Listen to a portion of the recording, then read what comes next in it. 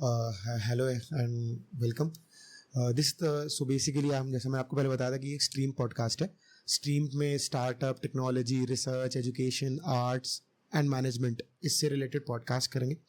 हमारा एक्चुअली जो main point of view है इस गोल का कि इस पॉडकास्ट का कि जो भी स्टूडेंट्स हैं उनको अच्छे मेंटर्स के थ्रू, अच्छे पॉडकास्ट के through with well versed information in a well flowed, जो भी करंट कंटेम्प्रेरी वर्क्स हैं इंडिया में हो रहे हैं। क्योंकि होता क्या है कि बहुत सारे कंट्रीज मतलब अमेरिका वगैरह में अच्छे पॉडकास्ट हैं, इंडिया में उन पॉडकास्ट की बहुत कमी है क्योंकि टेक्निकल डिस्कशन बहुत कम होते हैं और ये भूत प्रेत के डिस्कशन बहुत ज़्यादा होते हैं।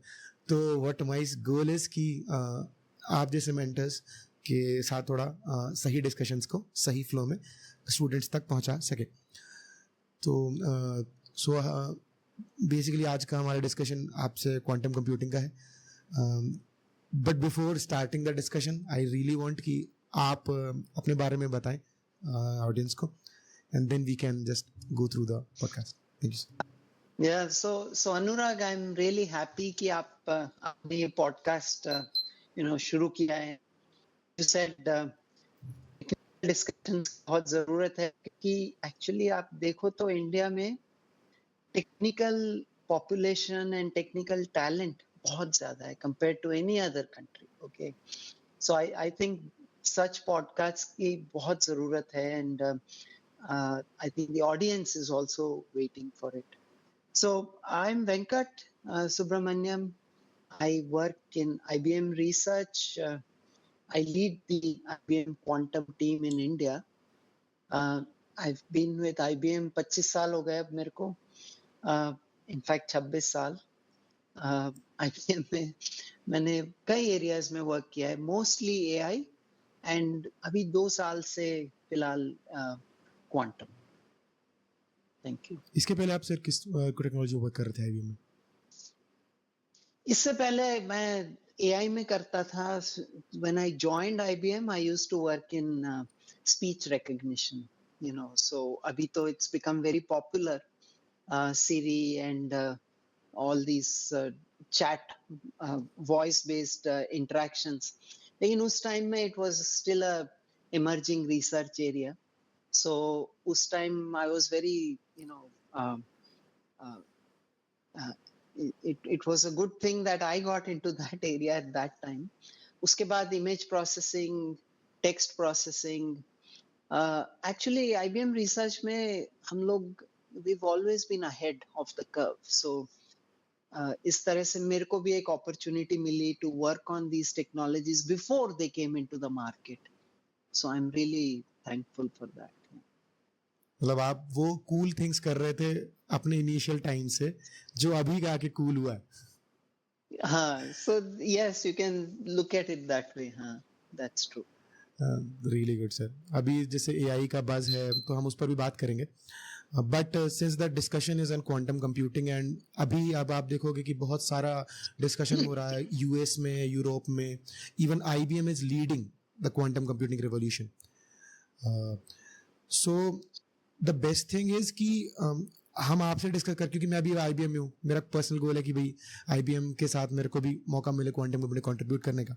But beforehand we go into the depths of it, I really want कि आप थोड़ा सा क्वांटम कंप्यूटिंग के बारे में एग्जैक्टली वो है क्या, क्योंकि बहुत सारा मिस इन्फॉर्मेशन भी बहुत सारा है कि क्लासिकल कंप्यूटिंग को रिप्लेस कर देगा, वेब डेवलपर्स की जॉब खा जाएगा, सब कुछ भी आता है तो वेब डेवलपर्स की जॉब चली जाती है। तो वो आई गेस वो स्टिग्मा है और बहुत और ये कि भी है कि पीएचडी वगैरह बहुत चाहिए। और इतना हाइप क्यों है क्वांटम कंप्यूटिंग का? क्योंकि अगर आप देखोगे तो मार्केट में बहुत हाइप है, पिछले 3-4 सालों से इंडियन गवर्नमेंट ने भी बहुत इन्वेस्ट किया है। तो आप अगर बेसिकली एक इंट्रोडक्शन दे दें क्वांटम कंप्यूटिंग को तो it will be really great. Thank you sir. हाँ, श्योर। सो आप देखिए तो जो हमारे mobile phones, laptops, super computers का बेसिस क्या है? The basic information source there is a bit. Okay, bit क्या होता है? 0 and 1 स्टेट में होता है, राइट? एंड इसी बेसिस पे पूरा कंप्यूटिंग आज तक आता गया है, राइट? अब क्या हुआ है with quantum computing has branched. 2 तरह के computers are there with us. For the first time. Quantum computer जो है वो एक नया टाइप ऑफ लैपटॉप या सुपर कंप्यूटर नहीं है. वो बिल्कुल अलग technology. It uses something called qubit. अब क्यूबिट क्या है? क्यूबिट इज समथिंग जिसमें 0 and 1 तो हो ही सकता है वो, बट सारे इंटरमीडिएट स्टेट्स में भी रह सकता है 0 and 1 के बीच में. सो इससे क्या होता है कि उसका जो प्रोसेसिंग पावर है, और the other thing, important thing is, so this property, इस प्रॉपर्टी का नाम है सुपरपोजिशन. ये 0 and 1 एंड उसके बीच के सारे स्टेट्स में रह सकता है. एंड दूसरी एक प्रॉपर्टी है which is called entanglement. Entanglement में क्या होता है कि आप दो क्यूबिट को एंटैंगल कर सकते हो ताकि वो दोनों एक तरह से सिमिलर बिहेवियर हो. एक को देखोगे तो आपको दूसरा भी पता चल जाएगा वो क्या करने वाला. तो ये जो दो प्रॉपर्टीज हैं ये आपके क्लासिकल कंप्यूटर में बिल्कुल भी ला ही नहीं सकते हो. आप थोड़ा बहुत सिमुलेट कर सकते हो, अप टू 30-40 क्यूबिट्स आप सिमुलेट कर सकते हो, बट जैसे ही आप 50, 60, 100 क्यूबिट्स वाले उसमें कंप्यूटर में पहुंच जाते हो, आपका बेस्ट सुपर कंप्यूटर भी उसको कभी कर ही नहीं पाएगा. Okay, simulate. So I will give you one example. Coffee molecule. Okay, coffee molecule one of the smallest molecules. Okay, अगर आपको इसको आपके सुपर कंप्यूटर में मॉडल करना है तो आपको इसके लिए 10 to the power 48 बिट्स चाहिए. और वो कितना बड़ा है पता है? It's 1/10 the number of atoms on earth. इतना बड़ा सुपर कंप्यूटर हम कभी बना ही नहीं पाएंगे, कभी नहीं बना सकते. बट ये क्वांटम कंप्यूटर विद 160 क्यूबिट्स इसको मॉडल कर सकता है, right? So which means there are certain things, specially nature में all these small particles like molecules, atoms, इसको सिमुलेट हम नहीं कर सकते using the best super computers. इनको जो है quantum computers can simulate and behave like that, क्योंकि उन दोनों में वही क्वांटम मैकेनिकल प्रॉपर्टीज यूज होती है जो आपके एटम में यूज हो रही है, वही आपके कंप्यूटर के अंदर भी वही यूज हो रहा है. तो वो जो है उसको मॉडल आसानी से कर पाते. तो दैट्स वन थिंग. बट आपका जो क्वेश्चन कि will it replace our classical computers, ये नहीं होगा, क्योंकि जैसे ये वीडियो कॉन्फ्रेंस, इसमें classical computers are doing well. You don't need to replace them.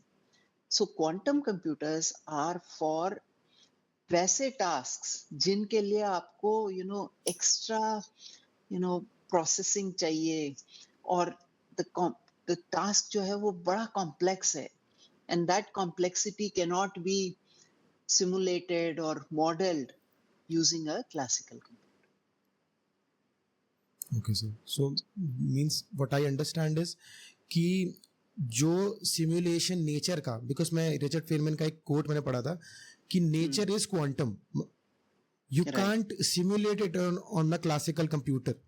It's not 0 and 1. It's all the states between 0 and 1. तो I guess quantum computer वो behavior जो 0 और 1 के बीच में भी exist करता है नेचर का, वो simulate करने में बहुत useful होगा.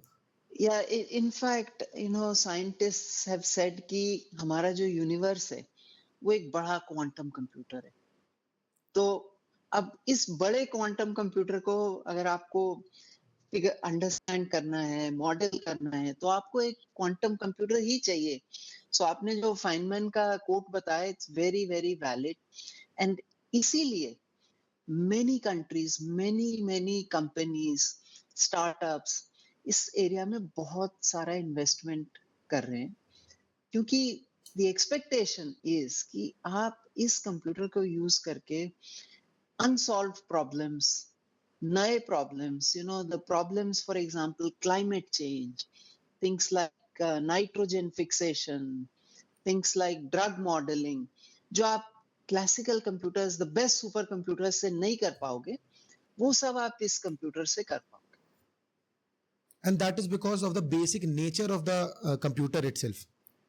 क्योंकि वो बिट्स में काम नहीं कर रहा है, वो वो बिट्स में तो काम सर नहीं कर रहा है वो। सो ये जो क्वांटम मैकेनिक्स है ना, इसको आपने फाइनमैन का एग्जांपल दिया, उससे पहले 1935 में Einstein said this is impossible. उन्होंने कहा कि भगवान डाइस नहीं खेलता यूनिवर्स के साथ। Right. For entanglement he said कि it is spooky action at a distance, it's not possible.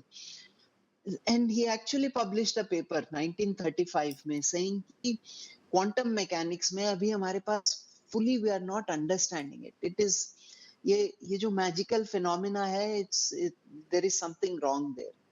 तो ये जो है, big scientists have been struggling to understand it.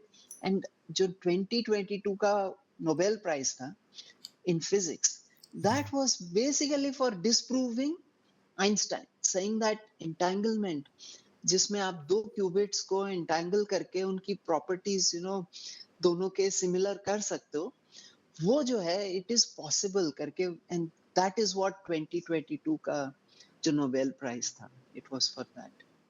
I think I remember it was keep proving Bell inequalities. Ki Bell inequalities are yes yes yes so sir, I think this is a very good introduction for us. Now we know that quantum computing is replacing classical computers, not replacing, is just creating new use cases. So what are the areas of technologies? मतलब किन technologies के areas हैं exactly, if we can list some of them, जो वो disrupt कर देगा, मतलब कि अभी शायद एग्जिस्ट भी नहीं करते। जैसे मैंने एक पढ़ा था कि शोर्स एल्गोरिथम है क्वांटम क्रिप्टोग्राफी में बहुत बड़ा उनका, वो अभी क्रिप्टोग्राफी बहुत बड़ा यूज केस है इनका क्वांटम कंप्यूटिंग का।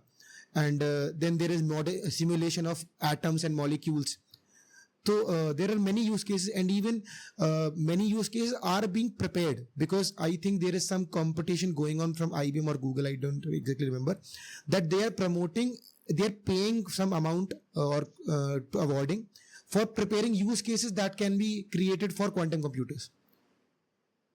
It's yes. like having Thanos की शक्ति है, but वो क्या क्या कर लेंगे उसका वो पता भी नहीं अभी तो। Yeah. Can you list some of the use cases? Yeah, so the competition जिसकी आप बात कर रहे हो, that's from Google. I think the prize money जो है उसमें $5 million या $6 million है। So देखिए, for any technology predicting the future is very hard. Okay, जब आप for example, जैसे 1999 में I started my career. Okay, हम लोग स्पीच रिकग्निशन में काम करते थे, इमेज प्रोसेसिंग में काम करते थे। बट अगर आप मेरे से पूछते कि अच्छा 2023 में 2024 में how will mobile phones have replaced everything, हमारा camera, our clock, our landline, I could not have imagined. Okay, so ये जो टेक्नोलॉजी है ना, it's very hard to predict what is going to come in the future. But इसमें एक very important thing which the Japanese are doing, which is that they are saying कि 1992 या I think 92 the number of internet users reached 10 million. Okay, जब 10 million लोग उसमें internet में आ गए, the growth of internet and the use cases was exponential after that. क्योंकि एक आदमी बैठ के नहीं सोच रहा है उसको, 10 मिलियन लोग, 10 मिलियन लोग are thinking, and वही लोगों ने, for example 94 I think Amazon came out, in India Flipkart came in 2000 whatever 5 6 7 sometime like that. तो ये जो use cases है ना, I mean among you, एक टेक्नोलॉजी को if you put it in the middle of people, उसमें से I can't think आज बैठ के कि 10 साल बाद how are these people going to do. Okay, so the Japanese have said that by 2030 हमारा गोल है कि हम 10 million users in Japan should be using quantum.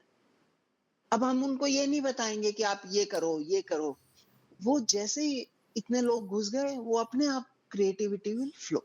Okay, but to answer your question, आज क्या what people like me think कि what are the use cases that in fact जो हम explore कर रहे हैं आज, you know. So one is in nature simulation, right? Because वो हम classical से कर ही नहीं पाएंगे, कभी नहीं कर पाएंगे, right? So where are we using nature simulation? Number one, drug discovery. Okay, नए नए drugs. आज हम कैसे drugs discover करते हैं? एक टेस्ट ट्यूब में लिया, पोर किया, ऑब्जर्व किया कैसे मॉलिक्यूल बिहेव कर रहे हैं, फिर उस मॉलिक्यूल को लिया, we create a active ingredient out of it, फिर हम एक एम्स में या कहीं जाके we give it to 20-30 clinical trial, right? One set जिनमें वो डिजीज है, another set जिनमें वो डिजीज नहीं है, and then 6 महीने, 8 महीने, 1 साल, 2 साल we observe, right? And this whole process takes lot of time, starting with the test tubes, right? Pouring into. अब quantum क्या, the expectation is कि quantum, because it follows the same properties as those molecules in your test tube, it will be able to speed up that process.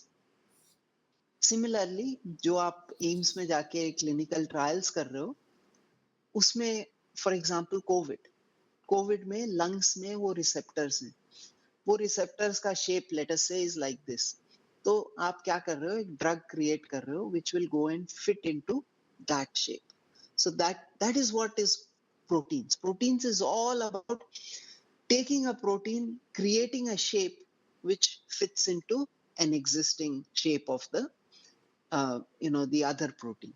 So जो हमारे lungs के protein है, drug हमने create किया which goes and fits into that, ताकि आप it helps you in preventing COVID or curing COVID or all of those things, right? तो ये जो properties of nature हैं, this is one thing, right? Drug discovery. The other is things like new materials. ISRO ने अभी made all of us very proud, landed on the dark side of the moon, right? उसमें what are ISRO's priorities? New materials for their rockets, ताकि वो जब जाए, lot of heat is produced, it has to withstand the heat, but at the same time वो material light होना चाहिए ताकि वो आप कम fuel use करें. So ऐसे नए materials हम because again it is a molecule, आप ऐसी properties simulate कर सकते हो, right? So electric batteries, these are again molecules, आप इसको simulate कर सकते हो. So one class is where you are trying to simulate things like batteries, drugs, new materials, all of those, right? The other class is machine learning, right? Machine learning आज हम हर जगह use कर रहे हैं AI. ChatGPT, very good example, जहाँ पे हम all of us are now have become Shakespeare. You go and type something, it gives you a better version of the same thing you are typing. So ऐसी चीजें, so but remember AI को हमें run करने के लिए you need a farm of GPUs. Right. Extreme power consumption. AI में आपको for my child, जब मैंने उसको पहली बार बिल्ली दिखाई थी, I showed एक बिल्ली, 2 बिल्ली, 3 बिल्ली, समझ आ गया बिल्ली क्या होती है.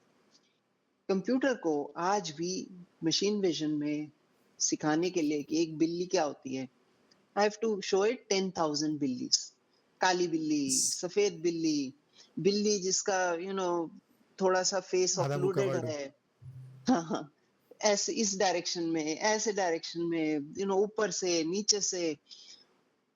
That's when वो AI जाके समझता है कि अच्छा ये बिल्ली है, and next time it recognizes that बिल्ली, right?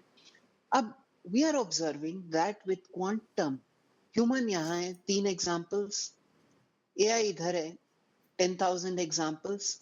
Quantum is somewhere tending towards the human, okay? उसको कम examples दिखाने होते हैं. You don't have to show it the number of examples that you आज के AI systems को आपको दिखाने पड़ते हैं. So what does this mean? This means, of course, sustainable AI, क्योंकि आपको कम ट्रेनिंग करनी है, कम पावर यूज करना है, कम GPUs यूज होंगे. So all of that, right? So the future we all know is AI, but उस AI को how do we make that AI sustainable? How do we make that AI, useful for the earth? कि वो पूरा power consumption ऐसे doesn't go off the roof. तो ये सब, we need that help, and I think that help is going to come from quantum computing, right? Another area is optimization. बड़े optimization problems, airlines, routing, pilots का roster create करना. अभी Indigo is having not Indigo, I think Vistara was having these problems कि pilots को हम वो लोग they were not able to align them properly for all the flights. So you have resources are pilots, aeroplanes, your stewardesses, and आपको flights, 300 flights a day, let's say you have to run. तो अब आप इस resource को use करके how do you do this most efficiently, cost effectively, without straining your pilots, without straining your stewardesses, keeping your cost low, using less fuel. So all of that are optimization logistics problems. India ने अभी last year Gati Shakti announce किया, जिसमें we are saying that हमारी economy में 15% of the cost is in logistics, transportation, all of those things. And the government has said कि हमें इसको आधा करना है, because that's how we bring efficiency into our ecosystem, right? अब ये आधा कैसे करेंगे? It's a very logistically large optimization problem. And these are areas where we think that, quantum एक difference ला सकता है. But as I said, our goal should also be to put it in the hands of those 10 million users ताकि creativity grows. क्योंकि हम, human creativity is boundless. All of us can come up with that. Even, sir, adding to your point regarding these optimization problems, in my bachelor's when I was studying, optimization methods as a problems or as a subject was not introduced. So we didn't even know that optimization problems exist, because the problem with the education in the basic engineering, even the bachelor's education, I'm not about IIT, I don't know, but in the tier 2, tier 3 education is basically they are taught कि हम पढ़ा रहे हैं, आप maths पढ़िए, आप physics पढ़िए, आप कुछ भी पढ़िए, बट आपका फिर एग्जाम पास करके आपको एक नौकरी ले लेनी है. Now when I came to know that these optimization problems exist, and that is how the science is basically developing. We are optimizing on multiple levels of, like even machine learning, gradient descent है, एक type का वो optimization problem है. Logistic regression हो गया, linear regression हो गया. But इसको आयरोनिकली मैंने बीटेक में सिर्फ डेफिनेशन पढ़ी थी, बाद में समझ में आया कि कितना सही चीजें हैं वो, उसका प्योर मैथमेटिक्स है. तो to get into the detail, I know कि डिटेल में हम नहीं जा सकते अभी, इस लेक्चर वो आउट ऑफ बाउंड चला जाएगा, बट द बेसिक थिंग कि अगर कोई स्टूडेंट है, सपोज मैं बैचलर्स का स्टूडेंट हूं, मैंने जब पढ़ना शुरू किया था तो मुझे समझ में आया इसमें बहुत सारा मैथमेटिक्स प्रायर नॉलेज चाहिए राइट नाउ, और वो फील्ड भी बहुत नीश है अभी, आई थिंक, क्योंकि पीएचडी स्कॉलर्स ही हायर होते हैं. अगर जॉब आईडीज भी देखें तो पीएचडी स्कॉलर्स के नीचे बात ही नहीं करता कोई भी कंपनी. तो क्या फिजिक्स का स्टूडेंट या सीएसई का स्टूडेंट या जो लेवल ऑफ एक्सपर्टीज है वो उतना चाहिए है, या ऑन द फील्ड लर्निंग भी बहुत मैटर करती है? क्योंकि आपका जर्नी बहुत अलग, बहुत आप स्पीच रिकग्निशन से आए, तो you can guide us the students कि अगर सपोज से स्टैंडर्ड स्टूडेंट है या बैचलर्स का है या पोस्ट ग्रेजुएट का है, what should be the skill level of a student that wants to get into this field? Yeah. I also passed out of a second tier, third tier college, my BTech, okay, in 1991. At that time, engineering colleges बहुत कम होते थे वैसे भी. तो but what I found is that the उसके बाद I went for masters to the US. Okay, the first 6 months was a struggle for me because I knew the maths, okay, but problem solving and applications and hands-on, usage of even computers at that time was very limited for me, right? But what I also मैंने जो देखा कि वो जो मेरे को 4 साल में जो फाउंडेशन मिला था, it was enough for me to वो 6 महीने में to pick it up and start competing with the best in the world. Okay, so that much I feel our वो उस लेवल का बेसिक्स जो है ना, मुझे लगता है वो इंडिया में हम प्रोवाइड कर देते हैं even in second tier third tier colleges. लेकिन जहां हम स्ट्रगल करते हैं इज वेयर इस बेसिक नॉलेज के बाद उन स्टूडेंट्स को वो जो एक्सपोजर होता है ना कि which I got in my masters, right? मेरे को एक एक्सपोजर मिल गया था, मेरे को कंप्यूटर्स मिल गए थे, एक पीयर सेट मिल गया था with whom I was able to compete. Applications मेरे को समझ आ रहे थे कि अच्छा I can use it here and there. But वहां हम स्ट्रगल करते हैं बिकॉज हमारी जो इंडस्ट्री है ना इंडिया में, it is not involving this talent as much जितना उनको करना चाहिए, because what I see is, for example, in my BTech here, I at that time मैंने एक भी internship नहीं किया था. Of course, आजकल students do a lot more internships, many things. So that industry exposure जो है ना वो that is very important ताकि आप अपने maths को एक map कर पाओ with real life situations, like you said, optimization. वो maths हमें the basics that we learn is sufficient usually. Okay.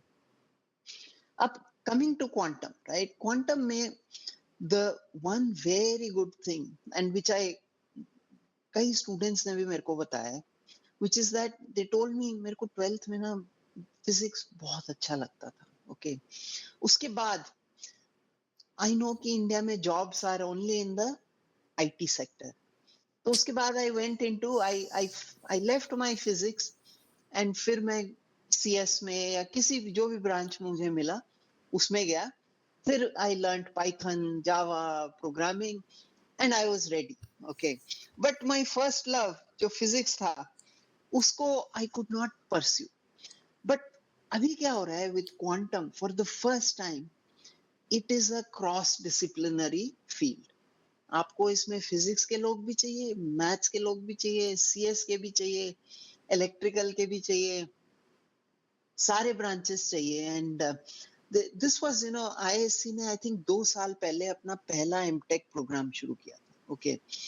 And उसमें इन क्वांटम एंड उसी में एक बैच के स्टूडेंट ने मेरे को बताया था दिस कि मैं बीटेक में तो मैं चली गई थी करने, इंजीनियरिंग कर लिया, बट अब आई गॉट दिस अपॉर्चुनिटी कि मैं अपने first love which was physics को वापस एक्सप्लोर करूं through this programme. And I am really happy कि of course I am she said she's thankful for that BTech education which gave her all those foundations, but now she's really thrilled कि वो अपने physics which was something she really loved, that उसको एक learn करने की, apply करने की opportunity मिल रही है. सो ये जो क्वांटम है ना, आई फील एक तो it is cross disciplinary, so it's going beyond that traditional India का जो strength which is very good, but it is also now giving an opportunity बाकी लोगों को. नाउ गोइंग टू कितना, कहाँ, किस लेवल तक आपको पढ़ना है, what you want to do. IBM में we hired right now, I'm telling you, in the past 6 months, we hired several people in quantum. हमने it was for quantum support and quantum DevOps. Okay, जो quantum के systems होते हैं वो cloud में accessible हैं, right? आप India में बैठ के आप कहीं right now IBM के systems are in New York. आप वो न्यूयॉर्क के सिस्टम्स एक्सेस कर सकते हो फ्रीली, हम एवरीबॉडी, ऑल ऑफ अस, अपने लैपटॉप को गो टू दैट साइट, जैसे आप गूगल में अपना जीमेल का अकाउंट क्रिएट करते हो, उसी तरह आप IBM क्वांटम में अपना अकाउंट क्रिएट कर लीजिए, एंड आप अभी स्टार्ट कर सकते हो programming on a quantum computer. Okay, so now ये जो and you'll be very very surprised today, India में द कंट्री जहां पे सबसे ज्यादा क्वांटम टैलेंट है इज इंडिया. ओके, मैं आपको ये बता रहा था कि हमने वो we wanted to hire quantum में, हमारे पास 600 एप्लीकेशंस आए इंडिया में से. We had some of the best people, and हमारे पास नॉट ओनली इंडिया से एप्लीकेशंस आए, यूएस से भी एप्लीकेशंस आए, from people in Purdue, people in Stanford, people who have done BTech, people who have done masters, people who have done PhD, all levels. Okay, and हमने जो higher किए, हमने BTech भी hire किए, second year third year colleges के भी, हमने PhDs भी हायर किए. So what I am saying is quantum एक बहुत अच्छा लेवलर है. If you just want to put in that effort, just go on your own, क्योंकि how many colleges teach quantum today? Very few. But India में the number of quantum users is in thousands, more than any other country. और ये लोग कैसे कैसे इन्होंने pickup किया खुद अपने आप, they went to the YouTube channels, they went to, because आजकल लर्निंग इज सो इजी, आप कहीं भी जाके ऑनलाइन बड़ी आसानी से फ्री कोर्सेज लेके सीख सकते हो, राइट? तो ये जो है दैट अपॉर्चुनिटी, मैं ये कहने की कोशिश कर रहा हूँ कि you don't need to be a PhD. Okay, it's good, अगर आप में इंटरेस्ट है PhD करने की तो कर लीजिए, इट्स वेरी इंपॉर्टेंट कि we need PhDs. Okay, but अगर आप PhD ना भी करना चाहें तो भी there are several startups which are right now hiring. The first batch of ISC जो मास्टर्स वाले स्टूडेंट्स थे, they all got picked up within a few days, okay, by the top companies. Okay, so there is a huge hunger in the industry today. All the top companies, IBM, TCS, LTI, Mindtree, Emphasis, all companies are hiring today. Some are hiring PhDs, yes, but they are hiring at all levels. If you are good, they are willing to hire. Another very important thing, हमने NPTEL platform में IIT Madras के साथ एक free course offer किया था. I think that was 2 years back, almost 2 years back, 1.5 years back. उसमें अभी तक 10-15 हजार students have learned, and the most interesting thing which I found was कि out of these 15,000 students, 30% were school students. Okay, school, 12th class, maybe even 11th class students. Okay, this kind of, I have not seen this for any other field, whether it is AI, whether it is cloud, whether it is anything. I have not seen this level of enthusiasm starting at 12th class for an area among not only engineers but science people, even normal people. जो आप कह रहे थे ना, ये जो hype, yes, there is hype at all levels, students, governments, software engineers, everywhere. But I feel there is a basis for that hype. We need to utilize this opportunity and come up with something useful for our country, and that's what the government is doing through the National Quantum Mission. Hello, everyone. We'll continue this clip in the next episode. Till then, keep watching. Thank you.